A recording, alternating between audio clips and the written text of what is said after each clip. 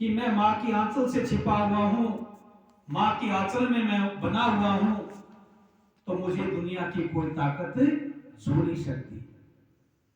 उस आदि शक्ति का नाम माँ है। आपको कथा के जरिए से मैं बताना चाहता हूं बात। एक व्यक्ति था जो किसी समय में, बचपन में तो बचपना ही होता है आदमी का, अब उसके पिता का देहांत हो गया। अब मां पर बड़ी एक जिम्मेवारी बढ़ गई। अब मां ने उस बच्चे को जो है ना बड़ी कठिनाइयों से पाला पोसा। बच्चे को पढ़ाते, स्वयं भूखी रह करके उस बच्चे को जो है ना वो भोजन की प्राप्ति करवाती थी मां। लोगों के घरों में बर्तन मांजती, लोगों के घरों में भोजन बनाती, लोगों के घर में झाड़ू और पोछा करके जो कमाई होती थी वो अपने बच्चे पर वो लगाती थी मां। धीरे धीरे समय गुजरा, बालक बड़ा हुआ और भगवान की भगवत कृपा से, मां के आशीर्वाद से उसको एक अच्छी नौकरी मिल गई, एक अफसर बन गया। अब भगवान की ऐसी कृपा हुई, मां के आशीर्वाद से उसकी शादी भी हो गई। कुछ समय के बाद उसके संतान की प्राप्ति भी हो गई। अब जैसे ही उसकी पत्नी घर में आई, अब मां बेचारी वृद्ध हो गई, वो जवान होते गए। मां को शरीर में रोग लग गया था, उसको खांसी आती थी बार बार, उसको क्या है बलगम आता था। अब मां खांसी करती, बलगम को थूक देती, तो उसकी जो बेटे की धर्मपत्नी थी यानी उनकी पुत्र वधू, वो मां को बार बार डांटने लगी थी कि आपको किसी भी प्रकार की अकल नहीं है, आपको किसी भी प्रकार का ज्ञान नहीं है, आप इतने बड़े सुंदर घर में यूं ही थूक देती हैं, आपको बार बार खांसी होती है, आपको तो इन्फेक्शन हो गया है, मैं मेरे बच्चे को आपके पास नहीं जाने दूंगी। अगर मेरा बच्चा आपके पास गया तो मेरे बच्चे को क्या हो जाएगा, रोग हो जाएगा, अच्छा रोग लग जाएगा इसको। आपको क्या हो गई है, टीबी की बीमारी हो गई है। अब पोते के लिए तो मां का मन बड़ा करता था। अब उस पोते को जैसे ही खिलाती, उसकी जो पुत्र वधू है उसके हाथ से छीन करके अपने बेटे को ले जाती, बेटे को डांटती और बेटा रोता और दादी से शिकायत करता, ये दादी माँ मेरे को आज मम्मी ने मारा है, माँ ने मुझे मारा है, आपके पास आने नहीं देती, मेरा बड़ा मन करता है। इस प्रकार की वो घटना मां सुनती तो मां की आंखों में अश्रु धारा बहने लगती और मां को एक कमरे में कैद कर दिया गया, क्योंकि उसको ऐसी बीमारी होगी, उनका मानना था ऐसा। अब मां अकेली बात बेचारी पड़ी रहती। एक समय ऐसा आया कि बहू ने बेटे से स्पष्ट शब्दों में कह दिया कि या तो इस घर में आपकी मां रहेगी और या इस घर में मैं रहूंगी, आपको फैसला करना है। और बेटा एक मझधार में फंस गया,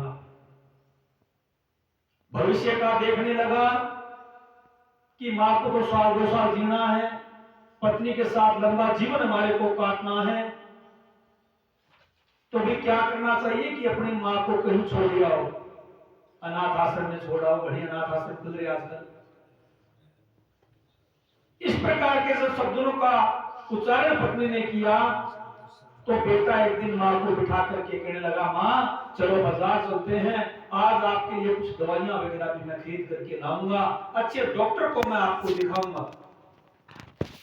अब मां बेचारी भोली भाली थी, गाड़ी में बैठ करके गई, पोता साथ था, और जैसे ही एक सुनसान जगह में उसने कहा कि मां कुछ मेरे को काम याद आ गया है, आप इस शिला पर बैठ जाइए, मैं अभी 10 मिनट में आ रहा हूं। ऐसा कहकर वहां से निकल गया। पूरा दिन ढल गया। अब मां के पास ना तो कोई फोन था, ना बच्चे का वो कोई पता जानती थी। अब सिर्फ आंखों से इधर उधर देखे कि मेरा बेटा क्यों नहीं आया। उसकी ममता फिर भी उस बेटे के लिए ही जागती रही, रोती रही कि पता नहीं मेरे बेटे का कोई एक्सीडेंट ना हो गया हो, मेरा बेटा कहीं कोई रास्ता ना भूल गया हो, मुझे लेने के लिए वो क्यों नहीं आया। अब जैसे जैसे अंधेरा हो गया, सांझ होने लगी, तो ठीक उसके पीछे ही वृद्धाश्रम था। वृद्धाश्रम के वॉचमैन ने जब मां को देखा, कहने लगा बहन जी आप कैसे बैठी हैं? कि भैया मेरा बेटा यूं यूं गया था, सुबह 10 बजे गया था और रात के 9 बज गए हैं, अंधेरा बहुत हो गया है, पता नहीं बेटा क्यों नहीं आया। तो वॉचमैन उनको बड़ी दर्द भरी नजरों से देखने लगा कि माँ जी यहां सब बेटे अपनी मां को यूं ही छोड़कर जाते हैं, आपका बेटा नहीं आएगा। जैसे ही इन शब्दों का इस्तेमाल वॉचमैन ने किया और मां उसके क्या हो गई, गुस्सा हो गई उससे कि ऐसा क्यों बोल रहा है भैया, मेरा बेटा नहीं आएगा, मेरा बेटा जरूर आएगा। वो कहने लगा माँ जी ये पीछे आपके जो आप देख रहे हैं ना, ये अनाथ आश्रम है, आपका बेटा आपको यही छोड़ के गया है,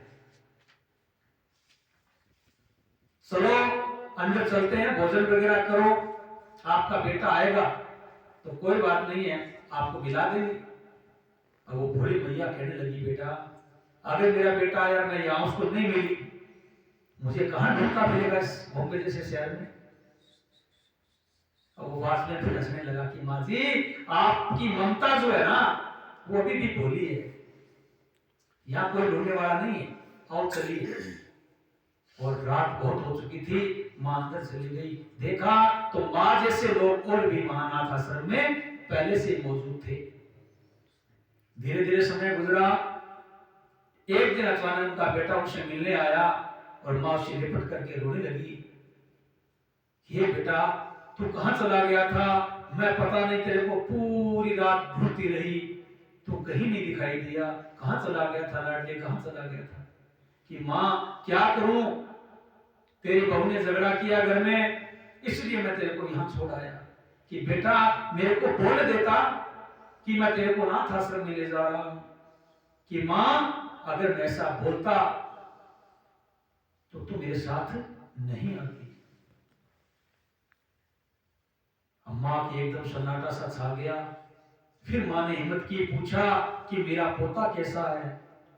कि मां वो ठीक है, तो चिंता मत करना, मैं इस अनाथ आश्रम में आता जाता रहूंगा, मैंने कुछ पैसे भी जमा करवा दिए हैं, आपके लिए कुछ कपड़े भी लेकर के आया हूं। अब यूं करते करते समय गुजर गया। अब हर आदमी की एक आयु निश्चित होती है, मां की भी आयु निश्चित थी। 2 साल बाद मां ज्यादा बीमार हो गई। अब धीरे धीरे बेटा कभी आता था, महीने में, 2 महीने में, 6 महीने ऐसे गुजरे कि बेटे ने दर्शन तक नहीं दिए। अब अनाथ आश्रम वाले उसको फोन करते कि तेरी माँ बहुत बीमार है भैया, आ जाऊंगा कल आऊंगा, आ जाऊंगा कल आऊंगा।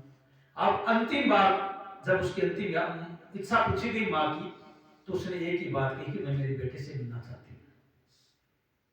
अब वहां से कोई कर्मचारी जाकर के बेटे को गाड़ी में बिठा करके लाया, भैया तेरी माँ अंतिम सांस से गिर गई है, एक बार मिल। वो आया और उसकी माँ देख करके रोने लगी, हे बेटा मैंने तेरे को कितनी बार बुलाया, पिछले 3 महीने से मैं बहुत बीमार हूं, तो कभी मिलने नहीं आया, क्या तेरी तबीयत तो खराब नहीं है ना। माफी पूछ ये पूछ रही है, ये नहीं पूछ रही, लम्बा नहीं दे रही उसको, ये पूछ रही है कि तेरी तबीयत तो खराब है नहीं है क्या।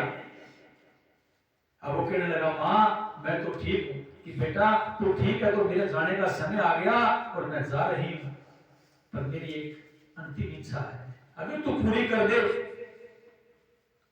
तो मेरा मरना थोड़ा आसान हो जाएगा। कहने लगा मां बोल क्या चाहिए।